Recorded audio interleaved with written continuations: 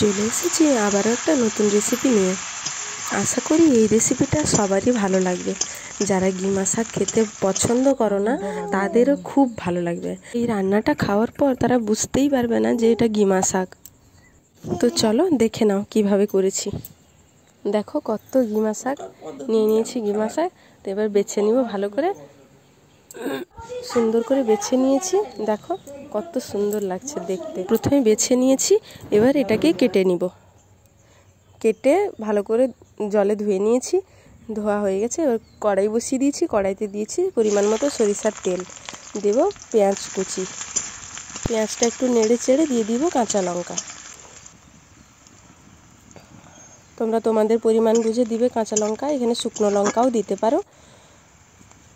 এবার দিয়ে দিচ্ছি গিমা শাক। এবার হলুদ লবণ দিয়ে নেড়ে চেড়ে একটু ভেজে নিব। পরিমাণ মতো হলুদ লবণ দিয়ে দিয়েছি। এবার একটু ভাজবো। এদিকে ভাজা হতে থাক, আমি কেটে নিব এবার কাজু। এটা হচ্ছে একেবারে গাছ থেকে পাড়া কাজু, একেবারেই কাঁচা। এই গাছ থেকে পাড়া কাঁচা কাজু বাদাম বাটা দিয়ে তরকারি খেতে তো খুবই ভালো লাগে, কিন্তু এটাকে কাটতে মুশকিল।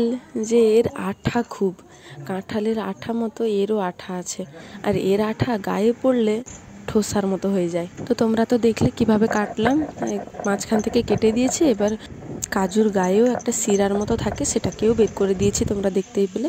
এবার নিয়েছি পরিমাণ মতো সরিষা আর কাজু বাদাম একসাথে বেটে নিয়েছি। এইদিকে গিমাটা কড়াইতে হালকা আছে ভাজা হচ্ছিল। এবার দিয়ে দিব বাটা মশলাটা দিয়ে এবার নেড়ে চেড়ে একটু ভেজে নিব। দিয়ে দিচ্ছি পরিমাণ মতো লঙ্কার গুঁড়ো। এবার দিয়ে আর একটু নেড়ে চেড়ে ভাজবো। এই রান্নাটা একেবারেই হালকা আঁচেই হবে। দিয়ে দিচ্ছি একটু সরিষার তেল, আরও একটু ভেজে নিব।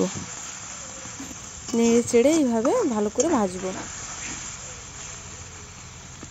দেখবো যখন কড়াইতে আর লেগে যাচ্ছে না ঠিক ততক্ষণই ভাজতে থাকবো। দেখো এবার কড়াইতে আর লাগছে না, কড়াই থেকে সুন্দরভাবে উঠে আসছে। হয়ে গেছে, এবার নামিয়ে নেব। নামানো হয়ে গেছে। দেখতে তো খুব ভালো লাগছে, খেতেও ভালো।